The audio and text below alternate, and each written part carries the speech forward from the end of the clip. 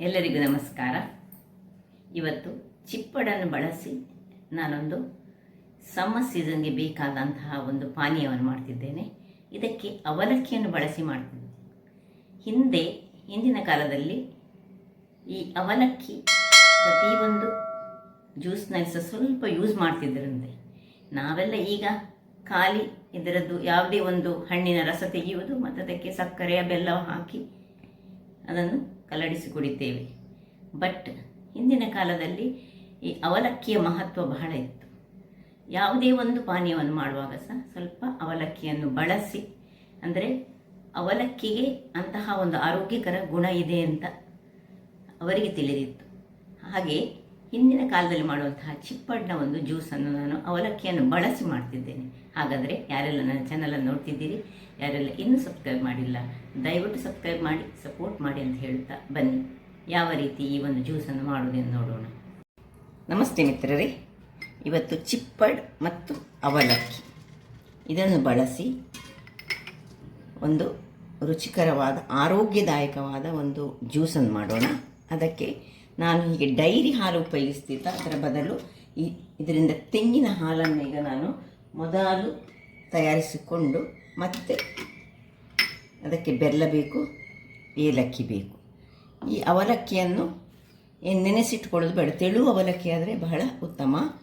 ಇದೊಂದು ಓಲ್ಡ್ ಶೈಲಿಯ juice. So ಹೆಚ್ಚಾಗಿ ಚಿಪ್ಪಡಿಗೆ ಅವಲಕ್ಕಿಯನ್ನು ಹಾಕೋದಿಲ್ಲ, ಅವಲಕ್ಕಿ ಹಾಕಿದರೆ ಬಹಳ ಚೆನ್ನಾಗಿ ಬರ್ತದೆ. ಈಗ ಮೊದಲಿಗೆ ನಾನು ಇದರಿಂದ ತೆಂಗಿನ ಹಾಲನ್ನು ತೆಗೆದು ತರ್ತೇನೆ. ವೀಕ್ಷಕರೇ, ಇಲ್ಲಿ ನೋಡಿ, ಇದು ದಪ್ಪ ಹಾಲು. ನೋಡಿ, ದಪ್ಪ ಹಾಲಿಗೆ ನಾವು ಪುನಃ ಏನು ಮಾಡಬೇಕು ಹೇಳಿದರೆ, ಇನ್ನೊಂದು ಲೋಟದಷ್ಟು ನೋಡಿ, ಒಂದು ಲೋಟ ನಮಗೆ 4-5 ಚಮಚಗಳಷ್ಟು ಮಾತ್ರ ತೆಂಗಿನ ತುರಿಯನ್ನು ತೆಗೆದುಕೊಂಡದ್ದು ನಾನು. ಸೊ ಇನ್ನೊಂದು ಲೋಟದಷ್ಟು ನೀರನ್ನು ಇದಕ್ಕೆ ಹಾಕ್ಕೊಂಡು ಹೀಗೆ ಕೈಯಲ್ಲೇ ತಿರುಗಿಸ್ಕೊಳ್ಳೋಣ, ಅಥವಾ ಸ್ಪೂನಲ್ಲಿ ತಿರುಗಿಸ್ಕೊಳ್ಳಿ. ನೋಡಿ, ಇನ್ನೊಂದು ಲೋಟ, ಒಟ್ಟು 2 ಲೋಟದಷ್ಟು ಹಾಲು ರೆಡಿ ಮಾಡ್ಕೊಂಡಿದ್ದೇನೆ. ಕೇವಲ ಒಂದು 4 ಚಮಚ ತೆಂಗಿನ ತುರಿಯಲ್ಲಿ ಅಷ್ಟೇ ಸಾಕು, ಹೆಚ್ಚು ಬೇಡ. ನೋಡಿ, ಅಷ್ಟರಲ್ಲಿ ಇಷ್ಟು ಹಾಲು ಬರ್ತದೆ. ಅದರಿಂದಾಗಿ ಡೈರಿ ಹಾಲಿಗೆ ಯಾರಿಗೆಲ್ಲ ಕೆಲವರಿಗೆಲ್ಲ ಎಲರ್ಜಿ ಇರ್ತದೆ ಡೈರಿ ಹಾಲು ಅಂಥವರು ಇಂಥ ಹಾಲಿನಲ್ಲಿ ಜ್ಯೂಸನ್ನು ಮಾಡಿಕೊಂಡ್ರೆ, ಈ ತೆಂಗಿನ ಹಾಲು ಪ್ಲ್ಯಾಂಟ್ ಬೇಸ್ಡ್, ಆದ್ದರಿಂದಾಗಿ ಇದು ಬಹಳ ಉತ್ತಮ. ಈಗ ಇನ್ನು ಇದನ್ನು ಬಿಸಾಡುವ. ಇನ್ನು ಆಯಿತು, ಇದರಲ್ಲಿ ಏನಿಲ್ಲ. ನೋಡಿ, ಇಷ್ಟು ಚೆನ್ನಾಗಿ ಹಾಲು ರೆಡಿ ಆಯಿತು. ಈಗ ಇದರಲ್ಲಿ ಅರ್ಧ ಭಾಗದಷ್ಟು ಸಾಕು, ನಮಗೆ 2 ಲೋಟ ಮಾಡಲಿಕ್ಕೆ ಅರ್ಧ ಭಾಗದಷ್ಟು ಸಾಕು. ಸೊ ಇಷ್ಟು ನೋಡಿ ಏನು ಚೆನ್ನಾಗಿ ಉಂಟು. ಈಗ ಇದರ ಒಂದು ಭಾಗ ಸಾಕು ನಮಗೆ. ನಾನು ಹೇಳಿದೆಲ್ಲ, ಇದರಲ್ಲಿ ಒಟ್ಟು 4 ಲೋಟದಷ್ಟು ಜ್ಯೂಸ್ ಆಗ್ತದೆ, ಅದನ್ನಾಗಿ ನಮಗೆ ಅರ್ಧ ಸಾಕು. ಈಗ ಇದರದ್ದು ಬೀಜವನ್ನು ಮೊದಲು ಹೀಗೆ ಸ್ಕೂಪ್ ಮಾಡಿ ತೆಗೆದುಕೊಳ್ಳೋಣ.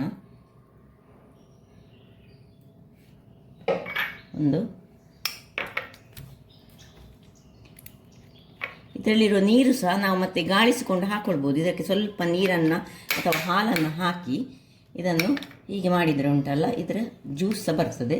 ಸೊ ಇದನ್ನು ಸಹ ಬಿಸಾಡೋದು ಬೇಡ, ಇದನ್ನು ಮತ್ತೆ ಅದಕ್ಕೆ ಆ್ಯಡ್ ಮಾಡ್ಕೊಳ್ಳೋಣ. ಸೊ ಇಷ್ಟಾದ ಮೇಲೆ ಇದರ ಪಲ್ಪನ್ನು ಎಲ್ಲ ತೆಗೆದುಕೊಳ್ತೇನೆ ನಾನು. ಈಗ ಈ ಪಲ್ಪನ್ನು ಇದರಲ್ಲಿ ಹಾಕ್ಕೊಳ್ತಿದ್ದೇನೆ. ನೋಡಿ, ಹಾಕ್ಕೊಂಡು ಸುರಿಗೆ ಏನು ಹಾಕ್ಕೊಳ್ಳೋದು ಬೇಡ, ಖಾಲಿ ಸ್ವಲ್ಪ ಇದು ಸ್ವೀಟ್ ಬರಲಿಕ್ಕೆ ಸ್ವಲ್ಪ ಬೆಲ್ಲ ಹಾಕ್ಕೊಳ್ಳೋಣ. ಇನ್ನು ಈ ಅವಲಕ್ಕಿಯನ್ನು ಸಹ ಇದರಲ್ಲಿ ನೋಡಿ, ಇದರಲ್ಲಿ 3 ಸ್ಪೂನ್ನಷ್ಟು ಅವಲಕ್ಕಿ ಉಂಟು. ಸ್ವಲ್ಪ ಚಿಟಿಕೆಯಷ್ಟು ಉಪ್ಪನ್ನು ಹಾಕೊಳ್ಳೋಣ ಇದಕ್ಕೆ.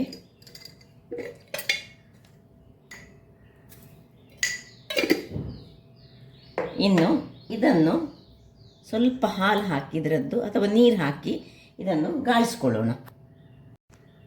ಇಲ್ಲಿ ನೋಡಿ, ಇದಕ್ಕೆ ಸ್ವಲ್ಪ ನೀರು ಹಾಕ್ಕೊಂಡು ಸ್ಪೂನಿನ ಮುಖಾಂತರ ಇದನ್ನು ಹೀಗೆ ಒತ್ತಿ ಯಾವುದೇ ಅಂಶ, ನಾನು ಹಿಂದಿನ ನನ್ನ ಒಂದು ವಿಡಿಯೋದಲ್ಲಿ ಈ ಬೀಜವನ್ನು ಸಹ ಉಪಯೋಗಿಸಿ ಜ್ಯೂಸ್ ಮಾಡಿದ್ದೇನೆ. ಬೀಜವನ್ನು ಸಹ ನಾವು ಗ್ರೈಂಡ್ ಮಾಡಿ ಇದನ್ನು ಅದಕ್ಕೆ ಹಾಕಿದರೆ ಬಹಳ ಉತ್ತಮ. ಬೀಜದ ಒಳಗಿರುವಂತಹ ಆ ಪಲ್ಪುಗಳುಂಟಲ್ಲ, ಅದು ಸಹ ಇದಕ್ಕೆ ಬಿದ್ದರೆ ಬಹಳ ಒಳ್ಳೆಯದು. ಇದನ್ನು ಸಹ ಹಾಗೆ ಮಾಡ್ಬೋದು, ಸಣ್ಣ ಮಿಕ್ಸಿಯಲ್ಲಿ ಮಾಡಿದರೆ ಆಗ್ತದೆ. ಈಗ ಇದನ್ನು ಸ್ವಲ್ಪ ಹಾಲು ಸುರಿಗೆ ಹಾಕ್ಕೊಂಡು ತೆಂಗಿನ ಹಾಲು ಇದನ್ನೊಂದು ಗ್ರೈಂಡ್ ಮಾಡ್ಕೊಳ್ಳೋಣ. ವೀಕ್ಷಕರೇ ಇಲ್ಲಿ ನೋಡಿ, ಒಳ್ಳೆ ಗ್ರೈಂಡ್ ಆಗಿ ಬಂತು. ಈಗ ಇದನ್ನು ಇದೇ ತೆಂಗಿನ ಹಾಲಿನ ಬೌಲಿಗೆ ಶಿಫ್ಟ್ ಮಾಡ್ಕೊಳ್ತಿದ್ದೇನೆ. ಇನ್ನು ಸ್ವಲ್ಪ ನೀರನ್ನು ಇದಕ್ಕೆ ಹಾಕೊಳ್ಳೋಣ. ಈ ಚಿಪ್ಪಡಿ ಚಪ್ಪೆ ಇರ್ತದೆ, ಒಮ್ಮೊಮ್ಮೆ ಎಳತ್ತಾಗಿದ್ದರೆ ಚಪ್ಪೆ ಇರ್ತದೆ, ಆಗ ಸ್ವಲ್ಪ ಹೆಚ್ಚು ಬೆಲ್ಲ ಅಥವಾ ನೀವು ಬೆಲ್ಲ ಹಾಕಿದರೆ ಪಿತ್ತಕ್ಕೆ ಬಹಳ ಉತ್ತಮ. ಯಾಕೆಂದರೆ ಸ್ವಲ್ಪ ತೆಂಗಿನ ಹಾಲು ಆರೋಗ್ಯದಾಯಕವಾಗಿರ್ತದೆ, ಆದರೆ ಪಿತ್ತಾಂಶವನ್ನು ಚೂಸು ಹೊಂದಿರ್ತದೆ. ಅದಕ್ಕೆ ಬೆಲ್ಲವನ್ನು ಸೇರಿಸುವುದು ಅದಕ್ಕೋಸ್ಕರ. ಈ ತೆಂಗಿನ ಹಾಲಿನ ಪಿತ್ತವನ್ನು ತೆಗಿಬೇಕಾದ್ರೆ ಬೆಲ್ಲ ಹಾಕಬೇಕು. ಸೊ ನೋಡಿ, ಒಳ್ಳೆ ಆರೋಗ್ಯಭರಿತವಾದ ಮಸ್ಕ್ ಮೆಲನ್ ಚಿಪ್ಪಡಿನ ಜ್ಯೂಸು ರೆಡಿ ಆಯಿತು. ಈಗ ಕೊನೆಯದಾಗಿ ನಾವು ಪುಡಿ ಮಾಡಿದಂತಹ ಏಲಕ್ಕಿಯನ್ನು ಹಾಕ್ಕೊಂಡು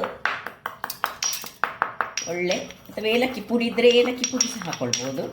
ನೋಡಿ, ಹಾಕ್ಕೊಳ್ಳೋಣ. ಸರ್ವ್ ಮಾಡಲಿಕ್ಕೆ ಆಗುವಾಗ ಮಾಡಿದರೆ ಆಯಿತು, ಅಥವಾ ಏಲಕ್ಕಿ ಪುಡಿ ಬೇಡದಿದ್ದರೆ ಏಲಕ್ಕಿ ಪುಡಿಯನ್ನು ಸಹ ಸ್ಕಿಪ್ ಮಾಡ್ಬೋದು. ಅದೇ ಏಲಕ್ಕಿ ಹಾಕಿದರೆ ಬಹಳ ಚೆನ್ನಾಗಿ ಬರುತ್ತೆ. ಯಾಕೆಂದರೆ ಇದರಲ್ಲಿ ಅವಲಕ್ಕಿ ಉಂಟು. ಅವಲಕ್ಕಿಯಿಂದ ಮಾಡಿದಂತಹ ಒಂದು ರುಚಿಕರವಾದ ಪೇಯ ರೆಡಿಯಾಗಿದೆ.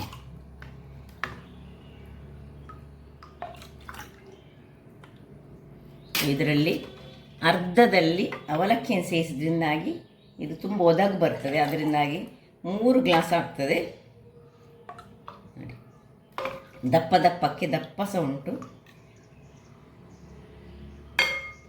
ನೋಡಿದ್ರಲ್ಲ ವೀಕ್ಷಕರೇ, ಒಂದು ಆರೋಗ್ಯಭರಿತವಾದ ಸುಲಭ ರೀತಿಯಲ್ಲಿ ಕೂಡಲೇ ಮಾಡುವಂತಹ ಈ ಒಂದು ಚಿಪ್ಪಡ್ನ ಮಸ್ಕ್ ಮೆಲನ್ನ ಜ್ಯೂಸ್ ರೆಡಿಯಾಗಿದೆ.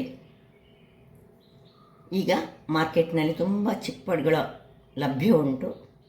ತಂದು ಮಾಡಿ ನಿಮ್ಮ ಆರೋಗ್ಯವನ್ನು ಹೆಚ್ಚಿಸಿ. ಯಾವುದೇ ಇತರ ಜ್ಯೂಸ್ಗಳನ್ನು ಕುಡಿಯೋದಕ್ಕಿಂತ ಇಂತಹ ಜ್ಯೂಸ್ಗಳನ್ನು ಮಾಡಿ ಕುಡಿದ್ರೆ ಈ ಸೆಕೆಗಾಲದಲ್ಲಿ ಬಹಳ ಉತ್ತಮ.